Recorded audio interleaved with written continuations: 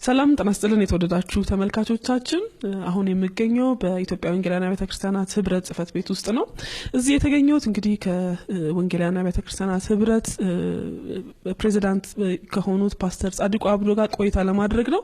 ጥሩ ጊዜ እንደሚኖረን እምነቴ ነው። አብራችሁን ቆዩ።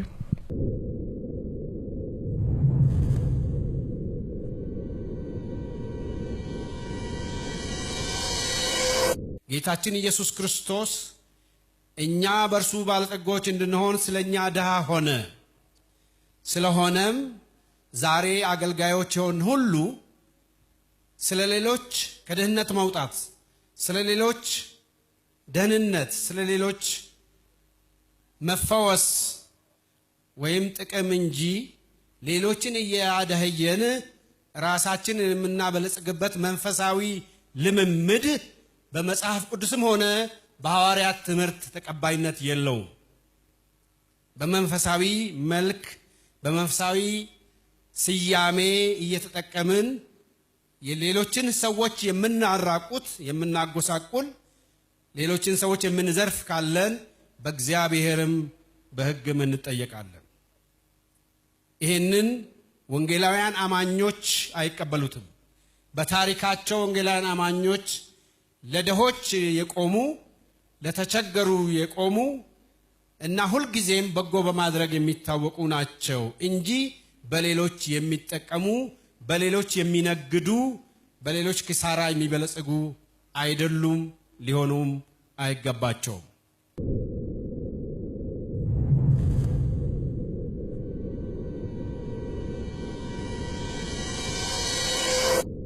እንግዲህ ዛሬ እዚህ የተገኘሁት በተለይ ደግሞ በቅርቡ በነበረው በስቴዲየም በነበረው ፕሮግራም ላይ እርሶ ካቀረቡት ንግግር ላይ ወንጌላውያንን አይወክሉም ያሏቸው እርሶ በዝርዝር በዛ ጊዜ በዛ ሰዓት ያስቀመጧቸው አሉና እነሱን በግልጽ እንደው ምን ማለት ነው ምን ለማለት ተፈልገው ነው የሚለው ነገር ይሄን ፕሮግራም ለሚከታተሉ ሰዎች ግልጽ እንዲያረጉልን ስለፈለኩኝ።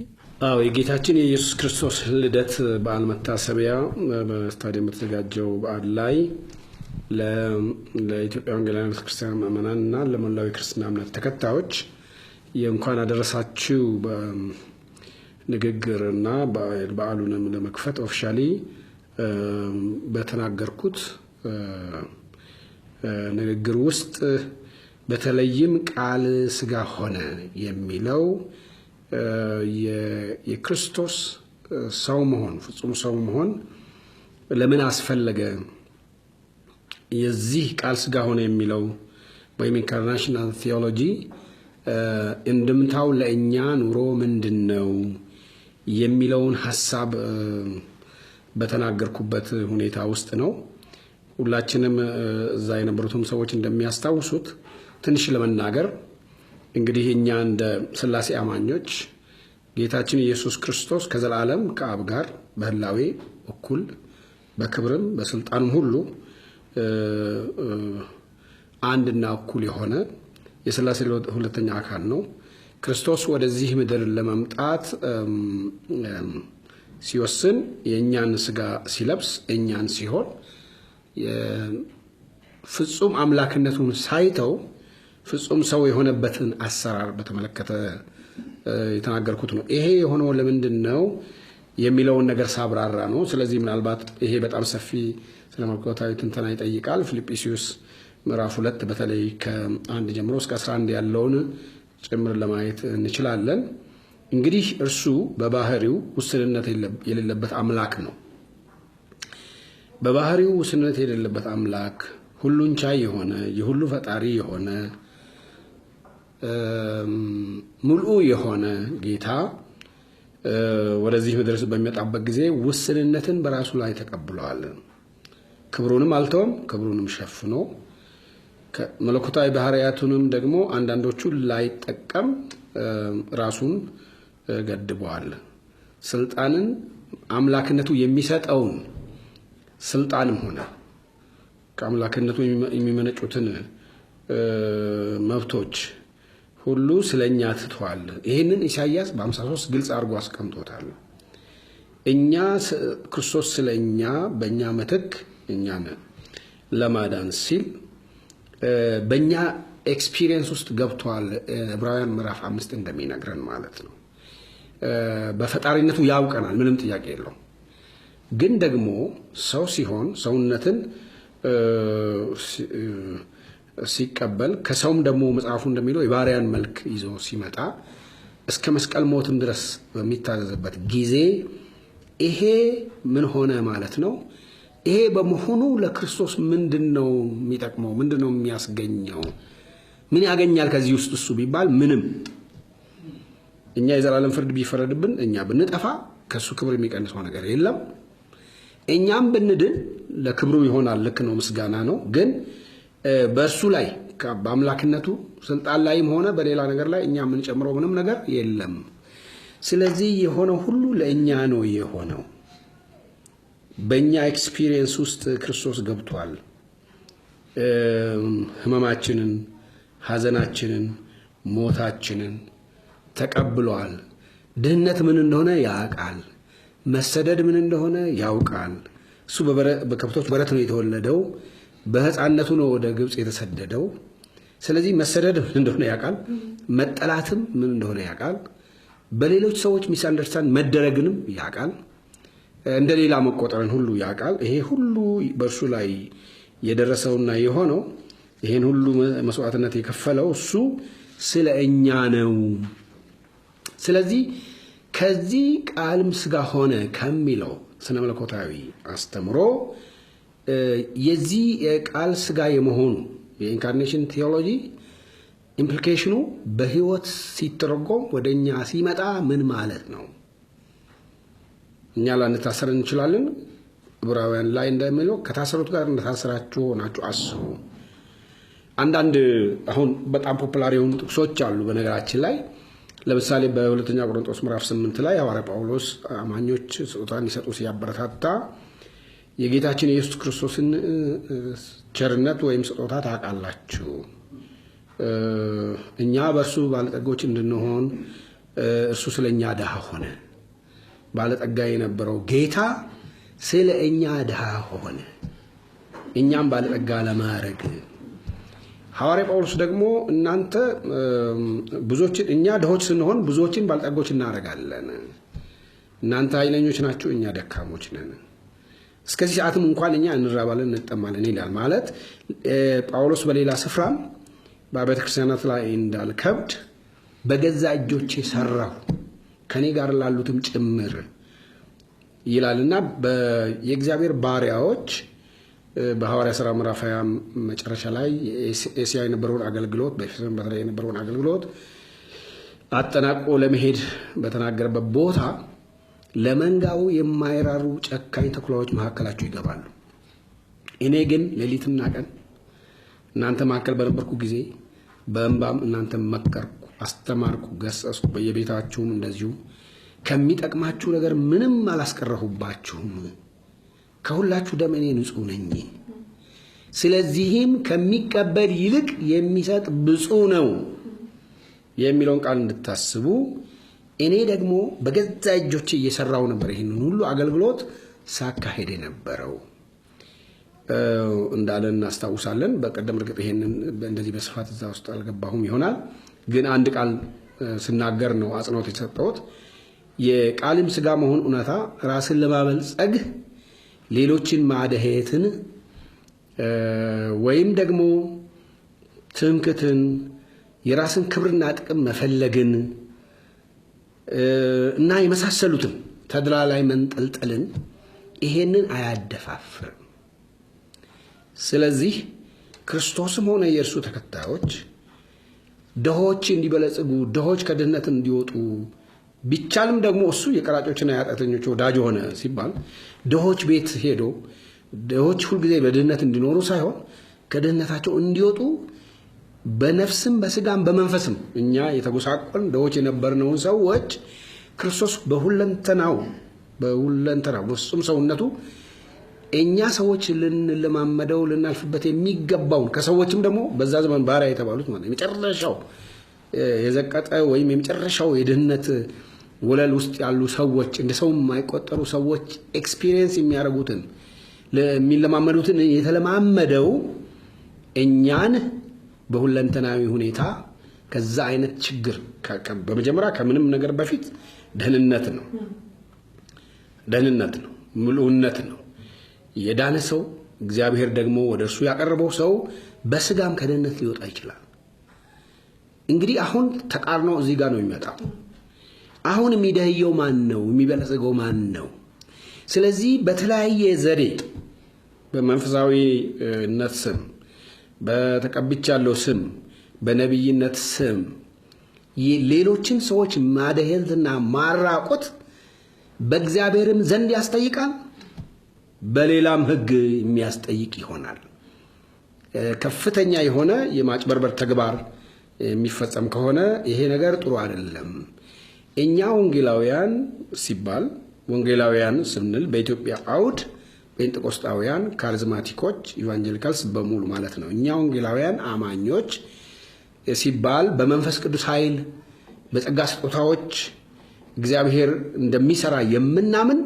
አሁንም ድረስ የምናምን በህይወታችንም ያንንም እግዚአብሔር ጸጋና ኃይል ለማመር ሰዎች ከትናንት እስከ ዛሬ ባለው ታሪካችን መጽሐፍ ቅዱሳዊው የአዲስ ኪዳን አስተምሮት ወይም ብሉይም ከረሙ አዲስ ኪዳን መጽሐፍ ቅዱሳዊው ቴዎሎጂ ሌሎችን በማደህየት ራስን ማበልጸግን አይደግፍም ስለዚህ ለራሳቸው ምቾትና ኑሮ ብለው በተለያየ ዘዴ ሌሎችን የሚያደህዩ ሰዎችን መጽሐፍ ቅዱስ አይደግፍም ይሄ በብሉይም ሆነ በአዲስ ኪዳን የሐሰተኛ መምህራን የሐሰተኛ ነቢያት መንገድ ነው ሁለተኛ ጴጥሮስ ላይ ለዚህ ነው ጴጥሮስ ገንዘብን በመመኘት በተፈጠረ ነገር ይረቡባቸዋል ያለው አንዱ የሐሰተኛ ነቢያት ባህሪ የገንዘብ ፍቅር ነው ሌላው ደግሞ የቅድስና እጦት ነው ለዚህ ነው ጴጥሮስ በሁለተኛ መልእክቱ በለዓምን የጠቀሰው በለዓም የአመፃን ደሞዝ ወደደ ምንም እንኳን የእግዚአብሔር ሕዝብ እንዳይረገም እግዚአብሔር ቢከለክለው ለጊዜው ሕዝቡን መርገም እንኳን ቢያቅተው ከባላቅ ለሚያገኘው ገንዘብ ብሎ ያ እግዚአብሔር የተዋጋለት የተከላከለለት ሕዝብ ከራሱ ያ ሕዝቡ ራሱ ከእግዚአብሔር እንዲጣላ ምክንያቱም የእግዚአብሔር ባህሪ ቅድስናውን በለዓም ስለሚያውቅ ሕዝቡ ጣዖትን እንዲያመልክ የሚያደርግበትን የተንኮል ዘዴ አሽክላ መረብ ዘረጋባቸው ሕዝቡም ጣዖትን በኤልፈገር አመለኩ ስለዚህም የእግዚአብሔር ቁጣ ነደደ በብዙ ሺህ የሚቆጠር ሕዝብ አለቀ ይሄ የበለዓም ትምህርት ነው የሚባለው የበለዓም ትምህርት የእግዚአብሔር ሕዝብ የቅድስና ጉድለት ውስጥ ገብቶ ከእግዚአብሔር ጋር እንዲጣላ የሚያደርግ ለምን ዋናው ኢንተረስት ገንዘብ ማግኘት ስለሆነ ሕዝቡ በምንም አይነት ህይወት ቢኖር በለዓምን የመሰሉ ሰዎች ግድ የላቸው በለዓም አሁን በህይወት የለም ግን የበለዓም አስተሳሰብ የሱ አስተምሮት ነዋይ ፍቅር ገንዘብ በራሱ መጥፎ ባይሆን መጽሐፍ ቅዱስ ገንዘብን መውደድ ይክፋት ሁሉ ስር ነው ይሄንን የገንዘብ ፍቅር ደግሞ በመንፈሳዊ መልክና ስሜት የምናደርገው ከሆነ ይሄ በጣም አደገኛ ነው ይሄ ወንጌላውያን አማኞች ራሳቸው ከራሳቸው ሌሎችም በነገራችን ላይ በኢትዮጵያ ኦርቶዶክስ ተዋሕዶ ቤተክርስቲያን በካቶሊክም ያሉ ሰዎች አንዳንድ ጊዜ የብጽዕና ቅድስና ስም የሚሰጣቸው ሰዎች ብዙውን ጊዜ ለድሆች የኖሩ ሰዎች ነው እንዳውም በአገራችን የነበረው ምናኔ እና አንዳንድ ጊዜ ደህንነት የጽድቅ ምልክትም ተደርጎ ሊቆጠር ይችላል ያ ሌላ ኤክስትሪም ሊሆን ይችላል አሁን ደግሞ ምድራዊ ቁሳዊ ሀብትን ማግበስበስ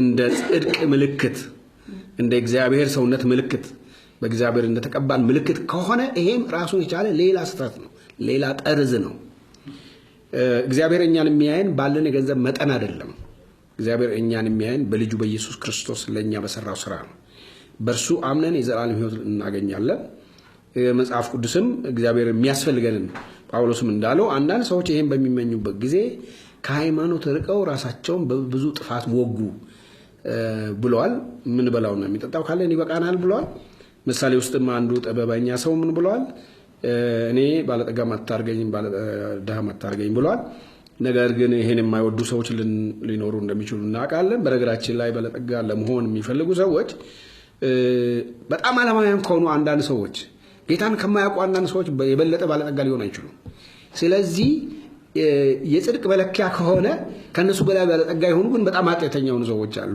ክርስቶስን የማያውቁ ሰዎች አሉ። መለኪያ ሊሆን አይችልም ማለት ነው። የጽድቅ መለኪያ በተራራው ስብከት ጌታ ኢየሱስ ክርስቶስ የብፁዓንን መለኪያ ዘርዝሯል።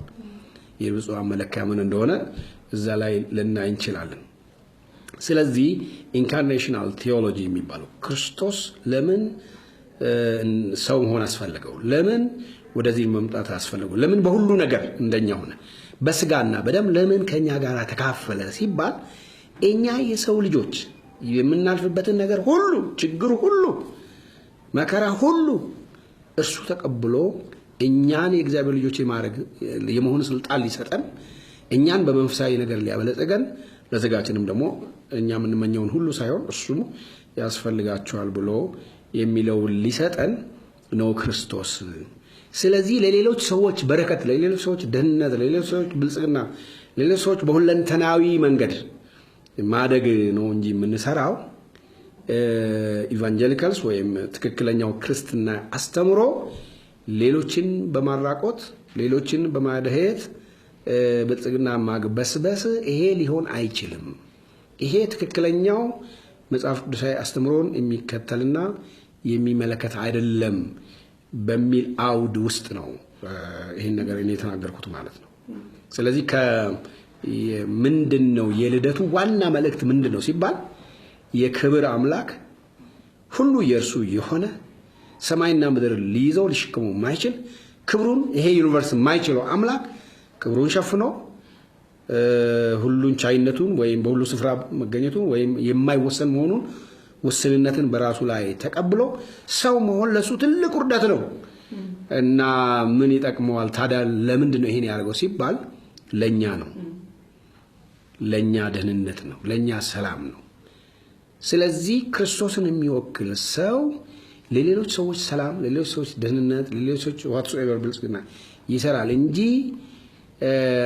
ለኔ ብትሰጡኝ ትባረካላችሁ። ስለዚህ አሁን ማን ነው ድሃ ማን ነው ባለጠጋ ሲባል አሁን እንግዲህ በተለያየ ዘዴ ከሰዎች ገንዘብ አግበስብሶ የሚበልጥ ባጭሩ በጣም የሚበለጽጉ አጭር አቋራጭ ንግድ ሆነዋል መሰለኝ። እነዛ ድሃ ይሆናሉ። እንደዚህ የሚሉ ሰዎች ደግሞ በጣም ማንም የማይደርስባቸው ይሆናሉ። ይሄ ፈጽሞ ከመጽሐፍ ቅዱስ አስተምሮ ጋር የተቃረነ ነው። ይሄ ልክ ነው። የሐሰተኛ ነቢያት መንገድ ነው። በሐዋርያ ሥራ ምዕራፍ 8 በሰማርያ የነበረው ጠንቋይ የታወቀው ሰውዬ ጥንቆላው አልሰራለት ሲል አምኖ ከፊልጶስ ጋር የተባበረው በጌታ ስምም የተጠመቀው ሰውዬ ጴጥሮስና ዮሐንስ መጥተው እጅ ጭነው ለሰዎች ሲጸልዩ ሰዎች መንፈስ ቅዱስ መሞላታቸውን ሲያዩ በጥንቆላ የሰበሰበውን ብር ይዞ አምጥቶ እኔም እንደዚህ አይነት ስልጣን እንዲኖረኝ ባካችሁን ይሄን ስልጣን ስጡኝ ሲል ጴጥሮስ ያለው ምንድነው? ብር ካንተ ጋር ይጥፋ፣ ልብ በእግዚአብሔር ፊት የቀና አይደለምና በአመጽ እስራትና በመራራ መርዝ እንደተያዝክ ይታየኛል፣ ውስጥን ሳይሆን የታሰርክ ነህ አንተ። እና ይሄ ሲሞኒ ይባላል። አሁን በመንፈሳዊ ስም ገንዘብ የሚያግበስብሱ ሰዎች የቅጽል ስም ነው ሲሞኒ ማለት። ስለዚህ ይሄ የእግዚአብሔርን በረከት በገንዘብ ለማግኘት የሚፈልጉም ቢሆን ወይም የእግዚአብሔርን በረከት ይሄን ያህል ገንዘብ ብትሰጠኝ ትባረካለህ የሚሉም ቢሆኑ እንደነዚህ አይነት ሰዎች እውነተኛውን የኢቫንጀሊካል ወይም ፕሮቴስታንት በተለምዶ ወይም ጴንጤዎች በተለምዶ የምንባለው አይወክሉንም። እኛ አስተምሮ ይሄንን አይቀበልም ለማለት የተነገረ ቃል ነው። ስለዚህ እኔ የምጸልይላችሁ ይሄን ያህል ገንዘብ በዚህ በኩል ብታረጉ፣ ይሄን ያህል ብታመጡ፣ ይሄን ብትለብሱ ተብሎ ያልተፈቀደ ንግድ ማካሄድ ራሱ በእኔ ግምት ተገቢ አይደለም። እኔን ባይመለከትም በዚህ በሚዲያ ብዙ ነገር መናገር ምናልባት አስቸጋሪ ሊሆን ይችላል እንጂ የሚደረጉትን ነገሮች ሁሉ የምናውቀው ይሆናል። እንደ እግዚአብሔር ሰዎች ደግሞ ትክክል ያልሆነውን ነገር በግልጽና በይፋ መቃወም አስፈላጊ ይሆናል። ምክንያቱም አዲስ ኪዳን በአብዛኛው የተጻፉት መልእክቶችም ወንጌሎችም ጭምር ለእረኝነት የተጻፉ ናቸው። በአብዛኛው ሐሰትን ለመቃወም የተጻፉ ናቸው። ለምሳሌ የዮሐንስ መልእክት በሙሉ የተጻፈው በዛ ጊዜ ኖስቲሲዝም የሚባለውን አስተምሮ ለመቃወም፣ ቆላስይስ የተጻፈው እንደዚሁ ይህንን ለመቃወም። ስለዚህ የአዲስ ኪዳን መጽሐፍት በመሰረቱ ሐዋርያቱ እውነተኛውን ትምህርትም እያስተማሩ ከእውነተኛው ትምህርት ያፈነገጠ ከእውነተኛው ትምህርት ጋር የሚመሳሰል ግን ያልሆነውን አስተምሮ ይቃወማል። ስለዚህ እውነትን ማስተማር እንደተጠበቀ ሆኖ እውነትን የሚመስሉ ነገር ግን ያልሆኑ የሐሰት ልምምዶችን የሐሰት አስተምሮቶችን ምንጫቸው ይታወቃል። ምንም አዲስ አይደሉም። እዚህ አልተፈበረኩም። ከየት እንደመጡ እናውቃቸዋለን። እነማን መጀመሪያ እነዚህን አስተምሮቶች ሲያስተምሩ እንደነበር እናውቃለን። በሌላው ዓለም በአሜሪካ ነገር ለምሳሌ በኢንተርኮል ከሰዎች ኢንፎርሜሽን እየተቀበለ ሲራስ የነበረ ሰው እንዴት አድርጎ ኤፍቢአይ እንደያዘው እናውቃለን። እና በብዙ ሀገር በእንደዚህ አይነት ውርደት ውስጥ ራሳቸውን የሚከቱ ሰዎች አሉ። ይሄ ደግሞ ለጊዜው የሚቀጥል ይመስል ለጊዜው ሊሆን ይችላል። ነገር ግን ለሰዎች ሁሉ የሚበጀው በእውነት መኖር ነው። እውነተኛ ሆኖ ኖሮ በስጋ ድሃ መሆን ይሻላል።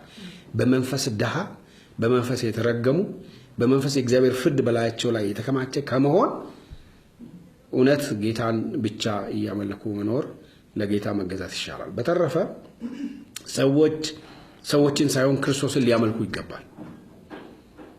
ከክርስቶስና ከቃሉ በላይ ራሳችንን የምናደርግ ልምምዳችንን የምናደርግ የኛ ልምምድም ሆነ አስተምሮም ሆነ ማንኛውም ለእግዚአብሔር ቃል ስልጣን የማይገዛ ከሆነ ይሄ በጣም አስቸጋሪ።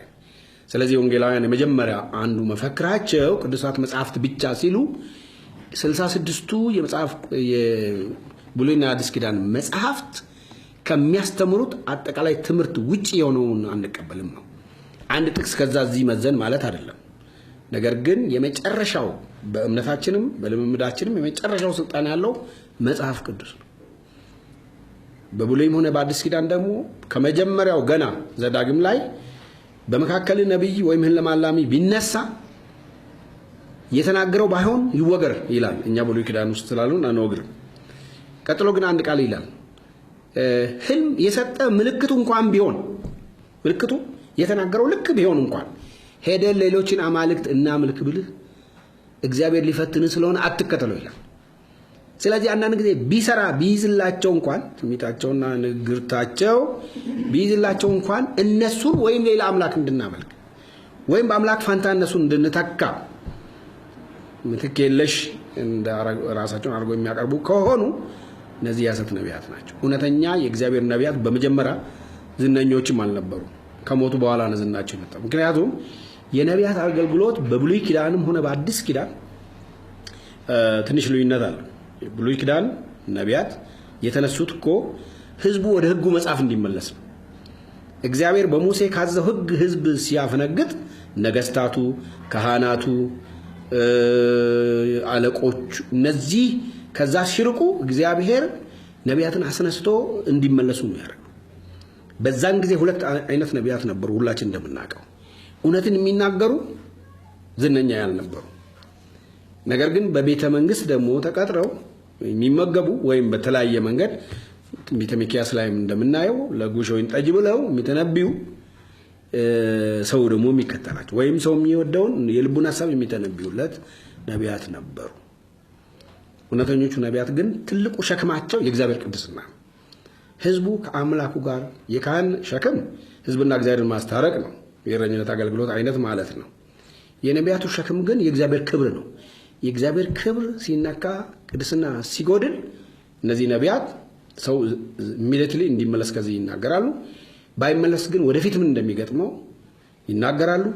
የወደፊቱን የመሲሁን መምጣትም ይተነብያሉ። የአዲስ ኪዳን ነቢያት ደግሞ መጽሐፍ ቅዱሳችን ላይ በግልጽ የተቀመጠው የአዲስ ኪዳን ነቢያት ምሳሌ ሁለት ሰዎች ናቸው፣ ሲላስና ይሁዳ ናቸው። በሐዋርያት ሥራ 15 ላይ ሲላስና ይሁዳ ነቢያት ነበሩና ህዝቡን በብዙ ቃል መክሮ አጸኑ ነው የሚለው። ህዝቡን በእግዚአብሔር ቃል መክሮ የማጽናት ነው። በአዲስ ኪዳን የወደፊቱን የተነበየው አጋቦስ የሚባል ነብይ ነው። እሱ ተንብዮአል። ስለ ጳውሎስ መታሰር ተንብዮአል። ስለ ረሃብም ተንብዮአል። እንደተነበየው ሆነዋል። ስለዚህ በአዲስ ኪዳን አገልግሎት ውስጥ የነቢያት አገልግሎት አስፈላጊነቱ የታወቀ ነው። ግን ስለምንድን ነው የሚተነብዩት ነው ጥያቄው። መጽሐፍ ቅዱሳዊ የሆነ ነው ወይ ምንድን ነው? አንዳንድ ጊዜ ከፈውስ ጋር ይያያዛል። የፈውስ ስጦታ ራሱን ችሎ የፈውስ ስጦታም ቢኖረን የነቢይነትም አገልግሎት ቢኖረን በእነዚህ አገልግሎት ማን ነው ተጠቃሚ መሆን ያለበት ነው ጥያቄው። መጽሐፍ ቅዱሱ በግልጽ ቋንቋ አካሉ ነው መታነጽ ያለበት። ምእመናን ናቸው ተጠቃሚ መሆን ያለባቸው። በእነዚህ አገልግሎት ስም ግን ምእመናን የሚዘረፉ ከሆነ ብዙ አይነት ጉዳት ስነ አእምሮአዊም አካላዊም የቁሳቁስ የገንዘብም ጉዳት የሚደርስባቸው ከሆነ ይሄ አገልግሎት ከእግዚአብሔር ነው ማለት አይቻልም ማለት ነው። በመጨረሻ በዋናነት የትኛውም አገልግሎት የእግዚአብሔርን ሕዝብ የማነጽ እንጂ ከዛ ተቃራኒ የሚሄድ ከሆነ መፈተኛው አንዱ ይሄ ነው። ይሄ ስጦታ አለኝ የሚሉ ሰዎች አስተምሮና የህይወት የራሳቸው የሞራል የቅድስና ፍሬያቸው እንደተጠበቀ ሆኖ ማለት ነው። ፍሬ መጽሐፍ ቅዱስ የሚናገረው በፍሬያቸው ታውቃቸዋላችሁ ብሎ በአደባባይ ትንቢት ተናግረናል፣ እንደዚህ አድርገናል የሚሉትን እናንተ አመፀኞች አላወቅኳችሁም ነበር ያለው ኑሯቸው፣ ላይፋቸው፣ ህይወታቸው ወይም የህይወት አቋማቸው እግዚአብሔር ከነሱ ከሚጠብቀው ተቃራኒ ነው። እግዚአብሔር ብርሃን ነው፣ ጨለማ በእርሱ ዘንድ የለም። ስለዚህ የጨለማ ቁራጭ በህይወታችን እንዳይኖር የእግዚአብሔር ቃል ያስተምረናል ማለት ነው። ስለዚህ በአጭሩ ለማለት የተፈለገው በዛን ቀን ቃል በቃል ትዝ የሚለኝ ይሄው ነው። ቃል ስጋ መሆን እውነታ ራስን ለማበልጸግ ሌሎችን ማደሄትን ወይም የገንዘብ መውደድን በገንዘብ ፍቅር መለከፍን እና ራስን ከፍ ከፍ ማድረግን የራስን ክብርና ጥቅም መፈለግን ከዚህ ጋር አይሄድም። የዚህ ተቃራኒ ነው እና እኛ እንደዚህ አይነት በተለያየ ስም በእንደዚህ አይነት ሁኔታ ውስጥ ያሉ ሰዎች በተለይ ይሄንኑ ስራ ያርግ ብሎ የሚሄዱ ሰዎች ካሉ እነሱ በኢቫንጀሊካልስ የሆኑትን እኛም ወንጌላውያን አማኞችን አይወክሉም። ወንጌላውያን አማኞች ሲባል አንዳንድ ሰው ምናልባት ጴንጤቆስጣውያንን ወይም በመንፈስ ቅዱስ ጸጋ ስጦታ የሚያምኑትን የማያካትት መስሎት እንዳይሳሳት። የኢትዮጵያ ወንጌላውያን አማኞች በአስተምሯቸው ወንጌላውያን ናቸው። ወንጌላዊ ሳይሆኑ ጴንጤቆስታል መሆን አይቻልም። ካሪዝማቲኮች ናቸው። ወንጌላውያን ኢቫንጀሊካልስ ሳይሆኑ ካሪዝማቲክ መሆን አይቻልም። ስለዚህ የሉትራን ይኖራሉ እኛ መካከል፣ ባፕቲስቶች፣ ፕሬስቢቴሪያን ይኖራሉ፣ የሪፎርምድ ቴዎሎጂ የሚከተሉ ይኖራሉ፣ ፔንቴኮስታሎች አሉ፣ ካሪዝማቲኮች አሉ። እነዚህ ሁሉ አማኞች የሚቀበሏቸው መሰረታዊ አስተምህሮቶች አሉ። ከነዚህ ውስጥ አንዱ የቅዱሳት መጽሐፍት የበላይነት ነው። የመጨረሻ ወሳኝ እነሱ ናቸው ማለት። ሌላው ደግሞ ክብር ለእግዚአብሔር ብቻ፣ አምልኮ ለእግዚአብሔር ብቻ። ሌላው አስተምሮ አማኞች ሁሉ ካህናት ናቸው። ወደ እግዚአብሔር ለመቅረብ አማላጅ መካከል ላይ አያስፈልገኝም። በሚያስፈልገን ጊዜ የሚረዳንን ጸጋ ለማግኘት ወደ ጸጋው ዙፋን ፊት በእምነት እንቅረብ ተብሏል። ዛሬ ሰዎች እነሱ ሲጸልዩ አይሰማቸውም እግዚአብሔር። የነሱ እግዚአብሔር የኔ አይደለም። በእውነት አባት የሁላችን አባትና አምላክ የሆነ ጌታችን ኢየሱስ ክርስቶስ ወደኛ ነው የመጣው። እኛ እሱ ጋር ለመሄድ ሌላ ነገር አያስፈልገንም። ይሄ ኢቫንጀሊካል ቴዎሎጂ ነው። ይሄ የሁላችንም አስተምሮት ነው። ስለዚህ ዛሬ የኢቫንጀሊካል አስተምሮ ተለውጦ እንዳውም በአማኞቹ መካከል የማዕረግ ልዩነት ሁሉ የደረጃ ልዩነት፣ የአገልግሎት የጸጋ ስጦታ ልዩነት ይኖራል። ነገር ግን በእግዚአብሔር ልጅነታችን ስልጣን ሁላችንም እኩል ነን። ይሄ ስልጣን የተነካ ለታ እኔን እግዚአብሔር አይሰማኝም፣ እኔን እግዚአብሔር የሚሰማኝ በገሌ በኩል ነው ማለት ሌላ ትምህርት ነው፣ እንግዳ ትምህርት ነው፣ መጽሐፍ ቅዱሳዊ ትምህርት አይደለም። ስለዚህ እነዚህንና የመሳሰሉትን ጉዳዮች አይ ቲንክ ለመናገር ነው።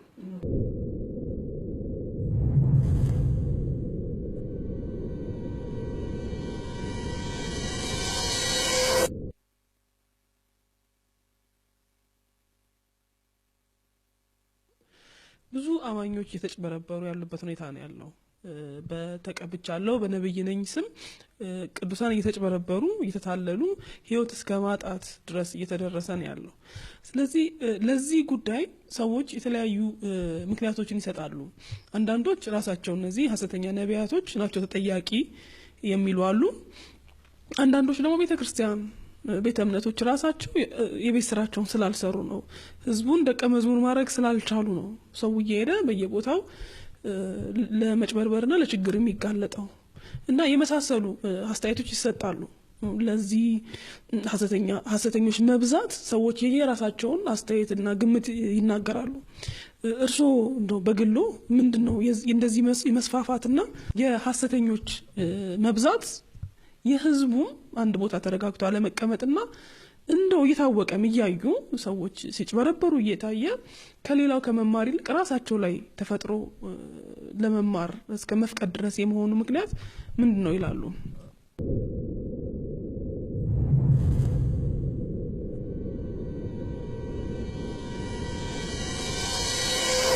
የተባሉት ወገኖች ሁሉ የየራሳቸው ድርሻ ሊኖራቸው ይችላል።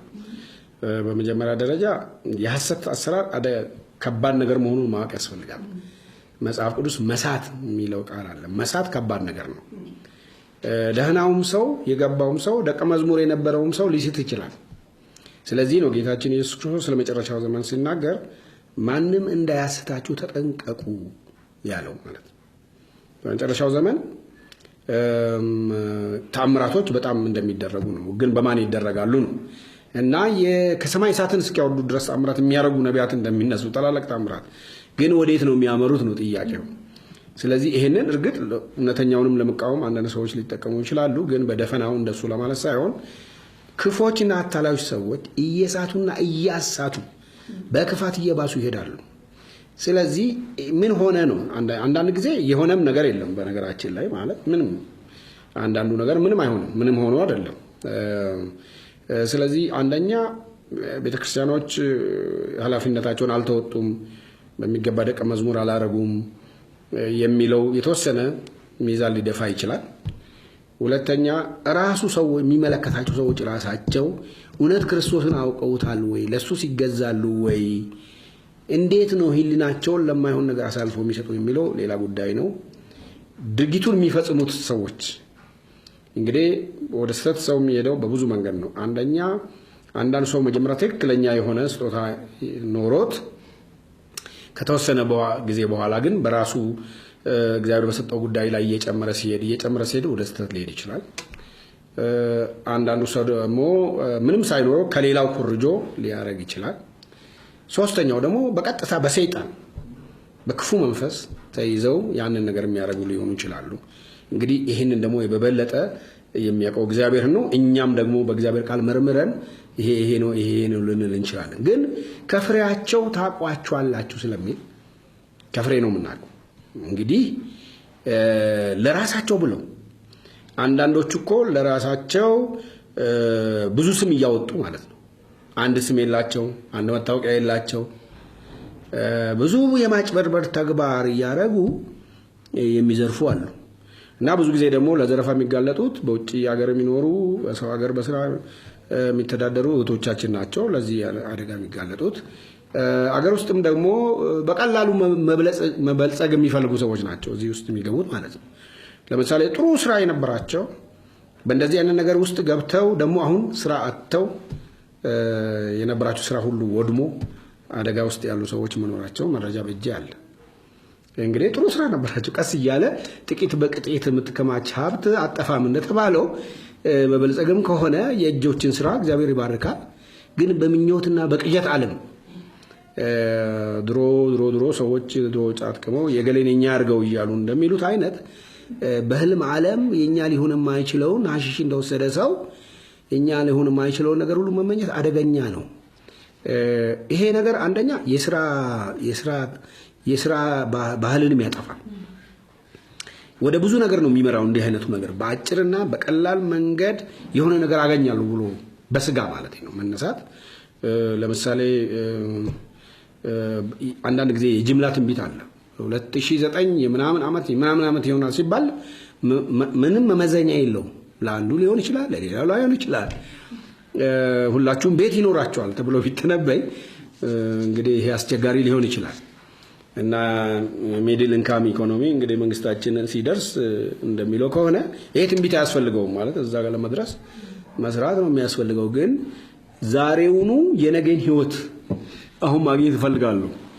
ስለዚህ በአጠቃላይ ወደ እግዚአብሔር የሚያደርሰኝ ነው የሚል ድሮ ስህተት ነበረ በእኛ ዘመን። ድሮ የሐሰት ትንቢት ሰዎች ሊናገሩ ይችላል። የድሮ ትንቢት የድሮ ሐሰት ምንድን ነው?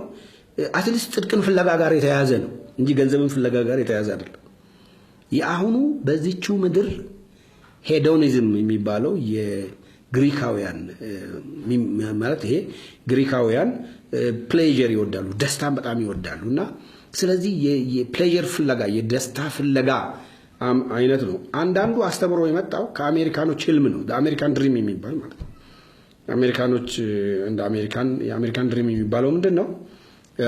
በጣም ጥሩ ቤት፣ ጥሩ ኢንካም፣ በጣም ትልቅ መኪና፣ በጣም ቆንጆ ሚስት እና በቃ የተስተካከለ ሚድል ኢንካም ላይፍ ነው እና ይሄንን ነው የሚመኙት አሜሪካኖች ማለት ነው።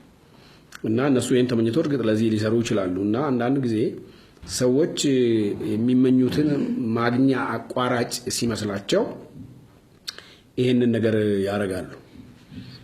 ስለዚህ ከማንም በላይ አይንም ይመስለኝ ግለሰቡን ራሱን መጠበቅ ያለበት መታለል የለበት ማለት ሌላ ሰው ተታሎ በተጨባጭ መታለሉ እየታወቀ ሌላው ሄዶ ለምን የሚታለለው? ለኔ አንዳንድ ሰዎች የተታለሉ የተዘረፉ ሰዎች እኔ ቢሮ መጥተው እንባቸውን አፍሷል። እኔ መብሬ ያልቅሻለሁ። ይሄ አሉባልታ አይደለም፣ ተጨባጭ ነው። አንዳንዶቹ ደርሶባቸውም ተናግረው አይ እኔ መቅረብ አልፈልግም ፊት ለፊት ይላሉ። ግን ሌላ ሰው እንዴት አድርጎ ነው የሚማረው ታዲያ? ግን ሌሎች ደግሞ በእርግጥም አንዳንድ ጊዜ ችግር የደረሰባቸው ሰዎች ደግሞ ይሄን ችግር እንዳይወጡም አደጋ በህይወታቸው ላይ በህይወት እስኪሞቱ ድረስ ሊያደርስ የሚችል አደጋ የደረሰባቸውም ሰዎች አሉ። ለዚህም በቂ መረጃ አለ። ስለዚህ አንዳንድ ሰው ምናልባት ዝም ብሎ ጥላቻ እንደው ሪቫይቫል እግዚአብሔር ያስነሳልን ሪቫይቫል ላይ እንደው እነዚህ የድሮ ሰዎች እንደሚቃወሙት ነው ብሎ የሚያወራ ካለ ሞኝና ተላላን። ማንኛችንም እውነቱን ለመናገር እውነተኛውን መጽሐፍ ቅዱሳዊውን ወደ እግዚአብሔር ቃል የሚመልስ አዲስ ነገር የሚባል ነገር አንዳንድ ጊዜ የምንሳሳተው እነሆ አዲስ ነገር አደርጋለሁ ከኢሳይያስ መጽሐፍ እየጠቀስን ወይም ከራእይ እየጠቀስን አዲስ ነገር የለም። ምንድነው ያለው? ክርስቶስ ሲመጣ የእግዚአብሔር እውነት ሁሉ ግልጽ ሆኖ ተፈጽሟል። የመጨረሻው እግዚአብሔር የተናገረበት የሕግ ሁሉ ፍጻሜ የእግዚአብሔር እውነትና ጥበብና መዝገብ ሁሉ ሙላት ክርስቶስ ራሱ ነው። ስለዚህ ወደ ጥንታዊው የቀደሙ አባቶች ሐዋርያት አባቶቻችን ወደ አስተማሩት ትምህርት ነው እንጂ የምንመለሰው ወደ ብሉይ ኪዳን ነው አዲስ ኪዳን በእጃችን ወዳሉት 66 መጽሐፍት ነቢያቱና የአዲስ ኪዳን ሐዋርያትና አስተማሪዎች ወደ ተለማመዱት ልምምድ ነው እንጂ የምንመለሰው አዲስ የሌለ ነገር እንፈጥራለን ካል የሐሰት አስተማሪዎች ነን። አንዳንድ ጊዜ አንዳንድ ሰዎች ታሪክን አዛብተው ያቀርባሉ። ለምሳሌ ማርቲን ሉተር የጻፈው 95 ቴሲስ የሮማ ካቶሊክ በዛን ጊዜ የነበረችው ሮማ ካቶሊክ ከዚህ መጽሐፍ የተለየችበትን ነው ወይ መጽሐፉን ተቀበሉ ወይ ይሄን ብሎ ነው የጻፈው። ስለዚህ ወደ መጽሐፉ እንመለስ ነው ያለው። እነ ጆን ካልቪንም ሌሎችም ሪፎርመሮች ወደ መጽሐፉ እንመለስ ነው የነሱ የዛን ጊዜ ሸክም።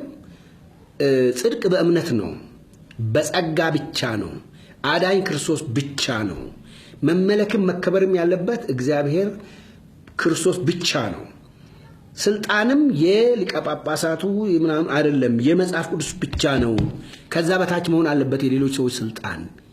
መጽሐፉን የሚቃረን ስልጣን መጽሐፉ ከሚያዘው ውጭ የሚያዝ ስልጣን ተቀባይነት ሊኖረው አይችልም ነው። ጆን ዌስሊ ሲነሳ ደግሞ በእምነት ከጸደቅን በመንፈስ ቅዱስ መቀደስ አለብን ነው ያለው። ስለዚህ እሱ ሸክሙ የቅድስና እጦት ነበር፣ መቀደስ አለብን ነው። ከሱ ቀጥሎ የሆሊነስ ሙቭመንት የቅድስና እንቅስቃሴ የሚባል እንቅስቃሴ ነበረ። የናዛሬን አይነት ቤተክርስቲያን የመሰረተው ጴንጤቆስጣውያን የቅድስና እንቅስቃሴ የጦሩ ጫፍ ናቸው። ስለዚህ ጴንጤቆስጣዊነት ከቅድስና ውጪ ሊታሰብ አይችልም። የመንፈስ ቅዱስ የጸጋ ስጦታ እና የመንፈስ ቅዱስ ኃይል ከቅድስና ውጪ ሊታሰብ አይችልም፣ አይቃረንም። እርስ በርስ የጸጋ ስጦታና ባህሪ አይቃረኑም። ባህሪው ስጦታውን የማይመጥን ሰው ሳምሶንን ይመስላል። የብሉይ ኪዳን ሳምሶን ማለት ነው። ለጥቂት ጊዜ በር እየገነጠለ ሊሄድ ይችላል፣ ግን አያዛልቅም። አንድ ቀን ወፍጮ መፍጨት፣ ሁለት አይን ማጣት፣ በሰንሰለት መታሰር ሊመጣ ይችላል። ኃጢአተኛ በኃጢአቱ ገመድ ይታሰራል ስለሚል መጽሐፍ ቅዱስ ማለት ነው። ስለዚህ የኃይል ስጦታ የኃይል አገልግሎት ከቅድስና ውጪ ከሆነ አደገኛ ነው። ኑክሌርን ለመሀይም ሰው እንደመስጠት ማለት ነው። ዓለም ትጠፋለች። ይሄ ደግሞ የሰው ህይወት ነው። ስለዚህ አንዳንድ ጊዜ መጽሐፍ ቅዱሳዊ ያልሆነ ትርጉም የትርጉም አይነት በቃ አሁን የሆነ ሰው ሁሉ የሚለው አለ እግዚአብሔር ተናገረው አዲስ ሪቫይቫል ይመጣል ምናምን ሪቫይቫል ይመጣል። ምንም አዲስ የሚመጣ ነገር የለም። የኋለኛው ዝናብ ብሎ ፔንቴኮስታሎች ያምናሉ። ይሄ ያለንበት ዘመን የኋለኛው ዘመን ነው፣ የመጨረሻው ዘመን ነው። በመጨረሻው ዘመን እግዚአብሔር በስጋ ለባሽ ሁሉ ከመንፈሱ ያፈሳለሁ ብለዋል። ያ በሐዋርያት ምዕራፍ 2 ለመጀመሪያ ጊዜ ሆነዋል። እስከ ክርስቶስ ፍጻሜ የሚቀጥል ይሆናል። ስለዚህ የተለየ እንቅስቃሴ ባለቤት እኔ ነኝ፣ ልዩ ታድሶ አሁን በኔ መጥቷል፣ ሌላ ሁሉ የሞተና የደነዘዘ ነው ብሎ የሚያስብ ሰው ካለ የሐሰት አስተማሪዎች ሁሉ ልክ እንደዚህ ብሎ ነው የጀመሩት። ጆሴፍ ስሚዝ የሚባል ሰውዬ 900 ሰዎችን በአሪዞና አሜሪካን ጫካ ውስጥ የፈጀው ሰውዬ እስከ ዛሬ ድረስ ሰዎች ሁሉ ያልተለማመዱት አንድ ነገር አግኝቻለሁ አለ እና የማርቆስ ወንጌል ምዕራፍ 16ን ጠቅሶ ማለት ነው ያመኑትን እነዚህ ምልክቶች ይከተሏቸዋል የሚለውን ዘረዘረና መርዝ ቢጠጡ እንኳን አይጎዳቸውም የሚለውን እና እስከ ዛሬ ድረስ መርዝ የጠጣ ሰው የለም እና ዛሬ መርዝ እንጠጣለን። ቅዱስ ቁርባኑ በመርዝ ይበጠበጣል። እምነታችን ለዓለም እናሳያለን። ባይሆንም እንኳን ከዚች ዓለም ስለምንገላገል ችግር የለም ብሎ ከአዋቂ ጀምሮ እስከ ሕፃን ድረስ መርዝ አጠጥቶ ከሞቱ በኋላ እሱም እየሳቀ ጠጥቶ ሞቷል። የአሜሪካ መንግስት 900 ሬሳ ሊሰበስብ አሪዞና ጫካ የሄደበት ታሪክ አለ። ስለዚህ ዛሬም ከእግዚአብሔር ቃል ውጪ ህሊናቸውን ሙሉ ፍቃዳቸውን ለግለሰቦች አሳልፎ የሚሰጡ ሰዎች የሚጠብቃቸው እድል ይሄ ነው። ከእግዚአብሔር በላይ ልናመልከው የሚገባን የለም። በፍጹም ያለ ጥያቄ የምንታዘዘው አምላካችንን ብቻ ቃሉን ብቻ ነው። ሰዎችን ግን መጠየቅ እንችላለን። ለመጠየቅም ፍቃደኛ መሆን አለባቸው። የሐሰተኛ ነቢያት አንዱ ምልክት ለመጠየቅ አይፈልጉም፣ ለመመርመር አይፈልጉም። መጽሐፍ ቅዱስ ሁሉን መርምሩ፣ ፈትኑ፣ ትንቢትን አትናቁ፣ ሁሉንም ፈትኑ፣ ግን መልካሙን ያዙ ብሎ አዞናል። ስለዚህም ነቢያትም 2 ወይም 3 ነው ይናገሩ፣ ሌሎች ይለዩዋቸው ተብሏል። ስለዚህ አንዳንድ ጊዜ መነሻ መድረሻ ያልታወቀ ሁኔታ በሚፈጠርበት ጊዜ ሁልጊዜ ወደ እግዚአብሔር ቃል እውነት መመለስ አለብን። የሚያድነን ክርስቶስ ነው። የምንድነው ደግሞ እንደ ቃሉ ስንኖር ነው። እውነትም መንገድም ሕይወትም እሱ ነው። ከሱ በቀር ሌላ አዳኝ የለም። እንደርሱ ያለ ጌታ የለም። ሌላ ልናመልክ አንችልም። ይህንን ሰውን ማዕከል ያደረገ አስተምሮትን ሐዋርያቱም ተቃውመውታል። ጴጥሮስና ዮሐንስ ሽባ የነበረው ሰው ሲፈወስ ሰው ሁሉ ሲያደንቁ እኛ አይደለንም፣ በእኛ ምክንያት እንደሆነ ለምን ታደንቃላችሁ? እኛ አይደለንም፣ ይሄ መዳን በሌላ በማንም የለም በእርሱ ነው የሆነው ብሎ ሰዎች እነሱን እንዳያዩ ተቆጥተዋል። ባርናባስና ጳውሎስም ጨርቃቸውን አማልክት መካከላችን ገብተዋል ሲሉ ጨርቃቸውን ነው ቀደው የጮሁት። መልአኩ ቅዱስ ገብርኤልም ዮሐንስ ሊሰግድለት ሲል አታድርገው እኔ አገልጋይ ነኝ ነው ያለው። ዛሬ ግን አንዳንድ ሰዎች ለመመለክም ጭምር ይፈልጋሉ። ይንበረከኩላቸዋል ሰዎች፣ ይሰግዱላቸዋል ሰዎች፣ ያጅቧቸዋል፣ ለማንም አክብሮት ይፈልጋሉና እኔ እነሱ ስለተከበሩ ምክንያት የለብኝም። ይሄ ክብር ከሆነ ግን ያስቀስፋቸዋል። መጥፎ እንደ ሄሮድስ አንድ ቀን ተመተው በትል ተበልቶ ሊሞቱ ይችላሉ። ሄሮድስ ተናገረ፣ ህዝቡ ጮኸ፣ እግዚአብሔር እንጂ ሰው አልተናገረም አለ። ለእግዚአብሔርም ክብር ስላልሰጠም የጌታ መልአክ መታው፣ በትልም ተበልቶ ሞተ ስለሚል ማለት ነው። እግዚአብሔር ክብሩን ለማንም ስጋ ለባሽ አይሰጥም። ስለዚህ ይሄ ነው ፖፑላሪቲ፣ ሴሌብሪቲ የመሆን ፍላጎትና ጥማት። ሰዎች እንደዚህ አይነት ጥማት ያላቸው ሰዎች በሌላ መንገድ በጭራሽ ሊያገኙት የማይችሉትን ነገር በመንፈሳዊ መልክና ካባ ይሄን ለማግኘት ያደርጋሉ። ግን ይሄ የት ያደርሳቸዋል ነው? ለነሱም ጥፋት ለተከታዮቻቸውም ጥፋት ይሆናል። ስለዚህ ከታሪክ መማር ያስፈልጋል። አሁንም ቢሆን ያልዘገየ ስለሆነ ራስን መመርመር ያስፈልጋል። የኢትዮጵያ ወንጌላውያን ቤተክርስቲያናት ጠቅላላ ጉባኤ እንደወሰነው ባለፈው ዓመት በአስተምሮት ላይ በስነ መለኮት ላይ በመፍሳዊ ልምምዶችና በቅድስና ሁኔታ ላይ አሁን በአገራችን እየተደረጉ ያሉ ጉዳዮችን እንዲያጠና የተቋቋመ ቴዎሎጂካል ኮሚሽን አለ። ይሄ በአግባቡ ጥናቱ እየተካሄደ ይሆናል። ጥናቱ ተካሂዶ ካለቀ በኋላ በእጃችን በገቡት መረጃዎች ብቻ ሳይሆን ማስረጃዎች ላይ ተመስርተን እኛ ሊመከሩ ፈቃደኛ የሆኑትን እንመክራለን እና ከሁሉ በላይ ኃላፊነታችን እርግጥ በአባል ቤተ እምነቶች ስለሆነ ከዚህም ውጪ አባል ያልሆኑም ትክክለኛ አስተምሮ ያላቸው ይኖራሉ ብለን እናስባለን። ከነሱ ጋር የምንመካከርበት ጊዜ አለን። አንዳንዶቹ ደግሞ አስተምሯቸው አጠያቂ ነው ማለት ሐሰት ተብሎ ለመፍረጅም አስቸጋሪ ግን እውነትም ያልሆነ ነገር ስለሚኖር የቅድስና ችግር ላይ ይኖርባቸው ይችላል። አንዳንዶቹ ሙሉ በሙሉ ይሄንን እንጀራና መኖሪያ ብቻ ያደረጉ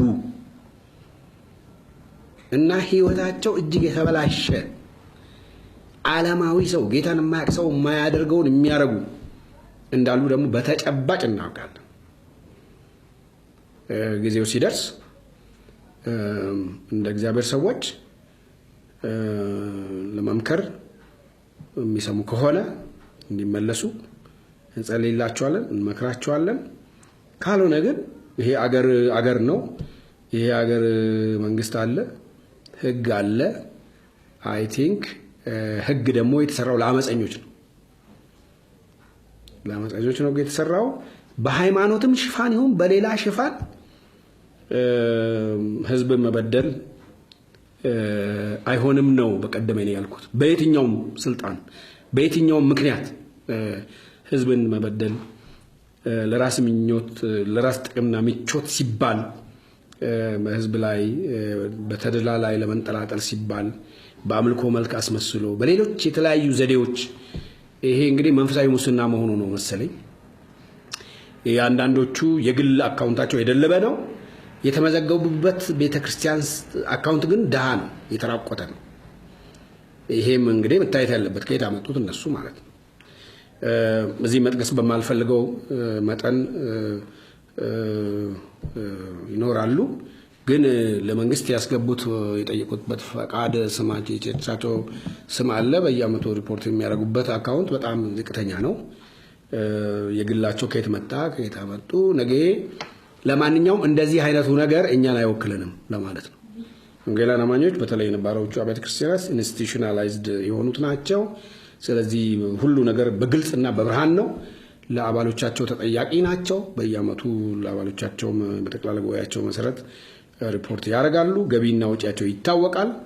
ችግር የለውም። ሰው ቢበለጽግ እግዚአብሔር ቢያበለጽገው ከሰማይም መና እንዳዘነበ ብርም ያዘንብላቸው እኔ ችግር የለብኝም። ግን ወደ እናንተ አካውንት ብር ይፈሳል የሚል ሰው ካለ እሱ ለኔ ሰላቢ ነው እና ይሄ ደግሞ ድሮውንም የጥንቆላ ሲስተም ነው። ብሮች በየአገሩ ይታተማሉ፣ ቁጥር አላቸው። ህጋዊ ያልሆኑ ብሮች እንዴት ሰው አካውንት ውስጥ እንደሚገቡ እነሱ ይነግሩናል። ግን ይሄ ራሱ ማጭበርበር ነው፣ ወንጀልም ነው። መጽሐፍ ቅዱሳዊም አይደለም። መጽሐፍ ቅዱስ ስለ ብርና ስለ ወርቅ አይደለም የሚያወራው፣ ስለ ዘላለም ህይወት ነው የሚያወራው። ለሚጠፋ መብል አትስሩ ያለው ጌታ ነው። ስለመገባቸው የተከተሉትን ሰዎች በየቀኑ እንዲመግባቸው ፈልጎ ማለት ነው። ይሄ እንጀራ ስለበላቸው አይደለ የመጣችሁ ዞር በሉ ሲላቸው ነው የተመለሱት በሙሉ ወደኋላ። የዛሬዎቹ ግን አጃቢ ስለሚፈልጉ እንጀራ አንድ ቀን ቢያበሉም ሁለተኛ ቀንም እናበላለን ብሎ ሰው ሆዱን ረሃብ ቢመለስም ያው ነው ይቀጥላል ማለት ነው። ለሚጠፋ መብል አትስሩ ያለው ራሱ ክርስቶስ ነው።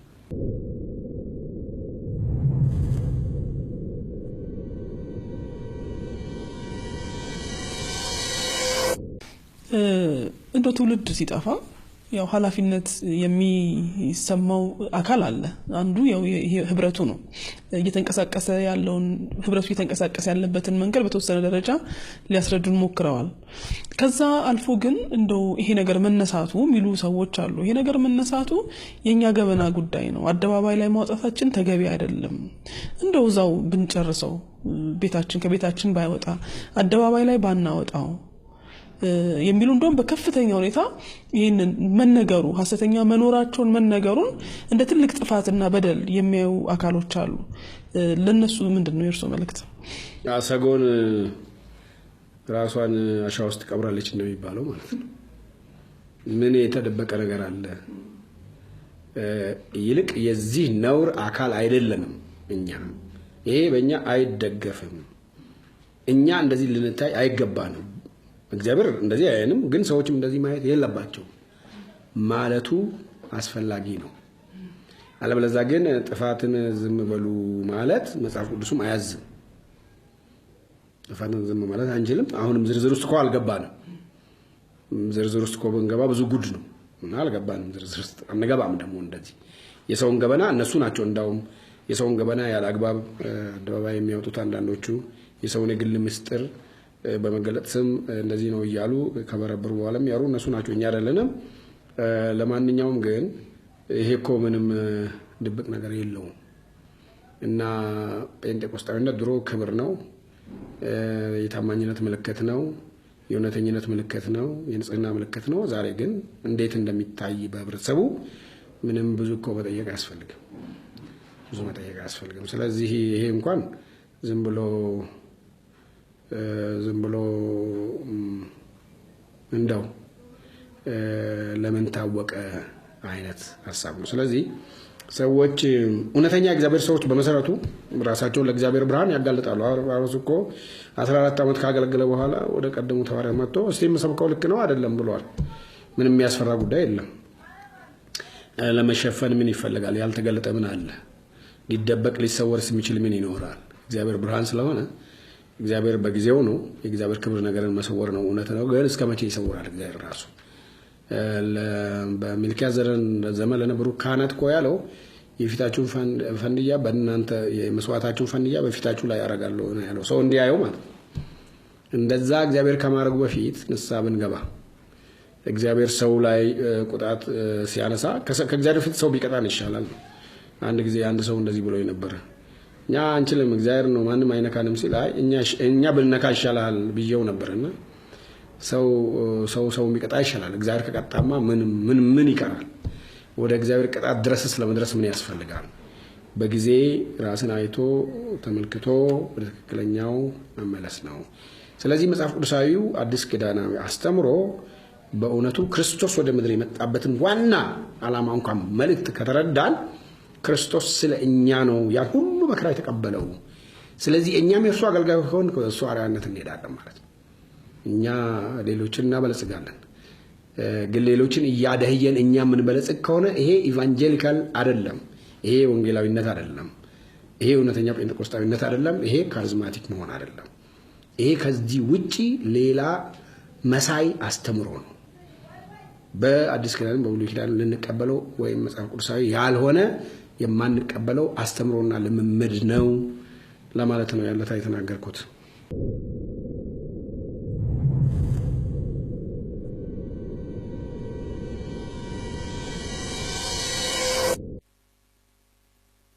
ልጨርስ። ህብረቱ ሊሰራው ያሰበውን ወይም ደግሞ ያረግ ያለውን እንቅስቃሴ በተወሰነ ደረጃ ሊገልጹ ሊሞክረዋል። እኔ ደግሞ አንድ ጥያቄ እንደው አሁን ህብረት ውስጥ ያሉ የህብረቱ አባል የሆኑትስ ከዚህ ጉዳይ የጸዱ ናቸው ብለው ያስባሉ? አይ ጥናቱ እኮ ሁላችንንም የሚመለከት ነው። ማንም አይቀርም። ለውጪ ምናምን የሚባል አይደለም እኮ ሁላችን እኛ ራሳችን እንዴት ነን የሚለውን ራሳችንንም እኮ ለማየት ነው። ለሁለንተናዊ ታድሶ ለትክክለኛው መጽሐፍ ቅዱሳዊ መታደስ ራስንም ማዘጋጀት እኮ ራስን ጻድቅ አድርጎ ሌላ መኮንንማ ራሱን የቻለ ፈሪሳዊነት ነው። እኛም ጋር በእኛ ውስጥ ማንኛችንም ብንሆን ይሄ ችግር ካለ ወደ እግዚአብሔር መመለስ፣ ንስሐ መግባት፣ ወደ ትክክለኛው ወደ ጠለደው ወደ ንጹህ የእግዚአብሔር ቃል አስተምሮና መንፈሳዊ ልምምድ መንፈስ ቅዱስ መንፈስ ነው። መንፈስ ቅዱስ እግዚአብሔር በእኛ ያሳድረው በቅናት ይመኛል እኛ ለእግዚአብሔር እንድንሆን፣ ቤተ ክርስቲያን ለክርስቶስ ንጽሕት ቅድስት ድንግል እንድትሆን እና ውበቷ እንዳይጠፋ ከሰው በላይ መንፈስ ቅዱስ ነው። ስለዚህ የብሉይ ኪዳንንም ሰዎች እኮ የእግዚአብሔር መንገድ ሲጥሱ የተዋጋቸው መንፈስ ቅዱስ ነው።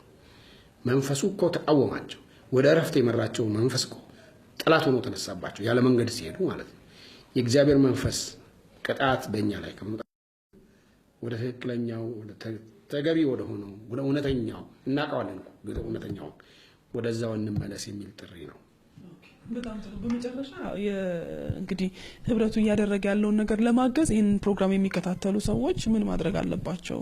ለምሳሌ መረጃ ያላቸው ሰዎች ሊሆኑ ይችላሉ፣ ተጠቂዎች ሊሆኑ ይችላሉ። በምን መልኩ ነው ከህብረቱ ጋር መስራት የሚችሉት? ሳይፈሩ በቀጥታ አንደኛ የተሳሳተ መረጃ አንፈልግም። ሁለተኛ እውነት ከሆነ ችግር ካለ ሳይፈሩ በቀጥታ ወደ ቢሮ መምጣት ይችላሉ።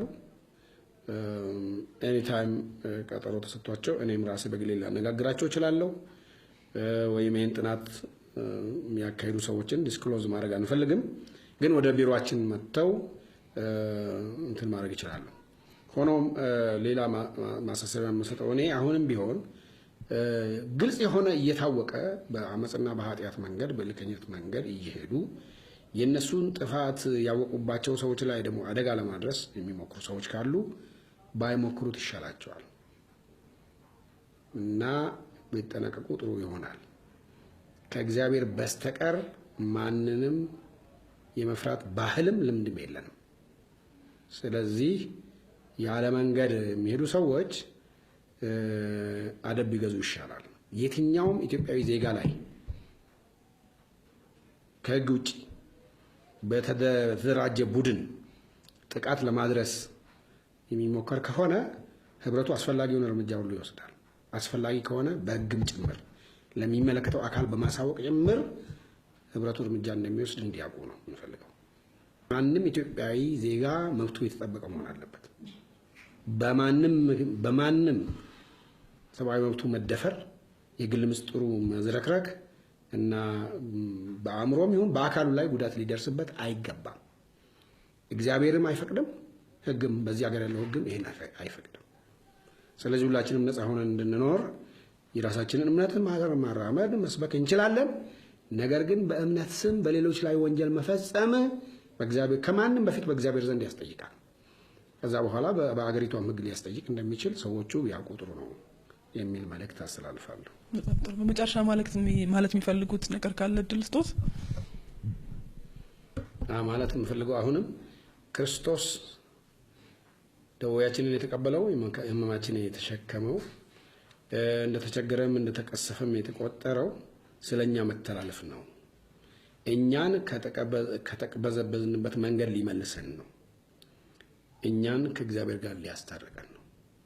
እኛ መንፈሳውያን አገልጋዮች ሰዎችን ወደ እግዚአብሔር መመለስ የደስታቸው ምክንያት መሆን አለብን እንጂ የሀዘናቸው ምክንያት፣ የብልጽግናቸው እንጂ የድህነታቸው ምክንያት መሆን አይገባንም።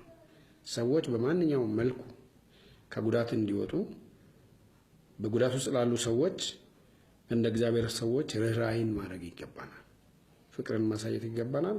በተረፈ ግን በእኛ ምክንያት ደስታቸው የተዛባ፣ ትዳራቸው እየፈረሰ፣ ኑሯቸው የተናጋ የሚሆን ከሆነ በእውነቱ በክርስቶስ መንገድ ላይ አለመሆናችን ይሄ ብቻውን ማስረጃ ነው። ስለዚህ እያንዳንዳችን መንገዳችንን እንመርምር፣ ወደ እግዚአብሔርም እንመለስ፣ እርሱም ይመልሰናል። በጣም አመሰግናለሁ። እንግዲህ ፈቃደኛ ሆነው ቢሮት ተቀብለውን ከኛ ጋር ይሄንን ቆይታ ለማድረግ ስለፈቀዱ በኤልሻዳይ ቴሌቪዥን ስም ከልብ አመሰግናለሁ። ተመልካቾቻችን እንግዲህ ከፓስተር ጻድቁ አብዶ ጋር ያደረግነው ቆይታ ይህን ይመስል ነበረ። ፕሮግራማችን እዚህ ላይ ጨርሰናል። ከቀሪዎቹ ኤልሻዳይ ቴሌቪዥን አገልግሎቶች ጋር መልካም ጊዜ ይሁንላችሁ። መልካም ሳምንት።